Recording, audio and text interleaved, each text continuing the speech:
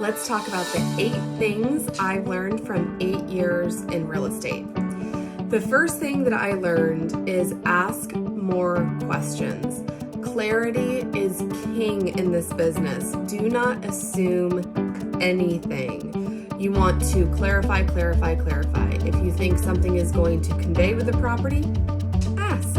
If you think you know what the seller wants, just be sure and ask. If you think you know that a buyer is fully pre-approved and is fully ready to move forward with their loan, ask. These things you want to clarify. Those are some examples. Also, you want to find out people's motivations, right? You want to find out why the seller is moving. You want to find out why the buyer is moving. Why are they looking to purchase a home? Is this going to be an investment property for them? Is it going to be a flip for them? Is it going to be their primary residence they're going to stay in for 5 to 7 years? Finding out people's motivations can be a bigger tool than you realize. Now, the second thing I learned is everything is negotiable. Everything.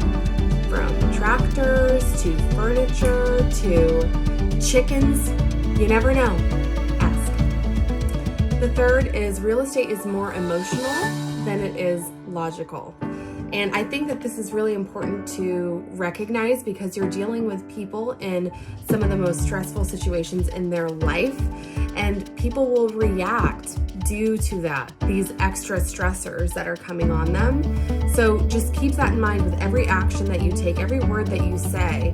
Just keep in mind it may make the other party react in such a way that's a little bit more intense than you expected, and that's why. So just be strategic in that. Just be aware that people are reacting emotionally when you think it should be more logical than it is. Then the fourth is do your due diligence, and this is so important.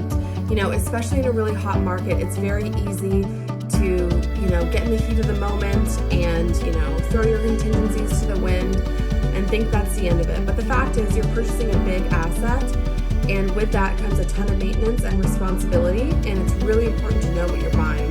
So you want to know about the structure, you want to know about the history of the structure, you want to know about the history of the permits, you want to know about the utilities, you want to know about the pride of ownership, has it been maintained and taken care of, how old's the septic tank, when was it last inspected, what about the sewer lateral, the water, is that a well, what's the gallons per minute, is there arsenic in the water, these are big things that, you may not realize up front, but, there's very big responsibilities in home ownership, and a lot of these things have huge price tags should they go wrong, and that's why you must do your due diligence. The next is talk less and listen more. The best tool you have as a negotiator is your ears. Just listen. Just stop talking. Like I said before, you want to find out people's motivations. You want to be asking more questions. And it's just important to just sometimes stop and listen, because knowledge is power. It's your greatest asset in this situation. Next is be ready. Things change very quickly. So, even if somebody says that there's an offer review, ask, hey, will you be considering preemptive offers? I guess more of this tip is like promises don't matter, right? Just clarify, and ask, hey, did you already receive offers?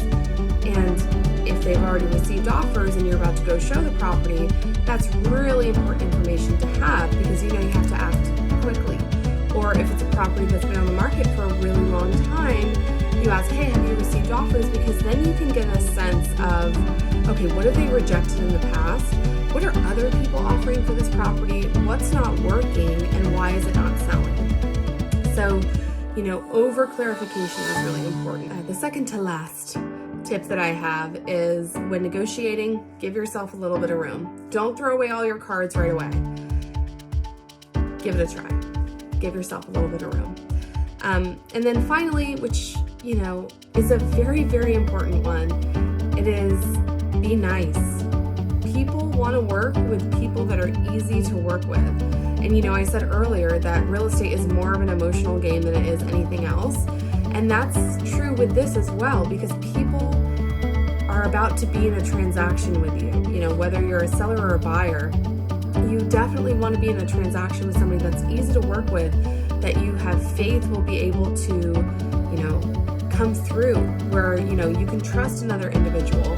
So really be nice. Okay, that's what I've got for you today. Those are my 8 things that I've learned from 8 years in real estate. Have a great day.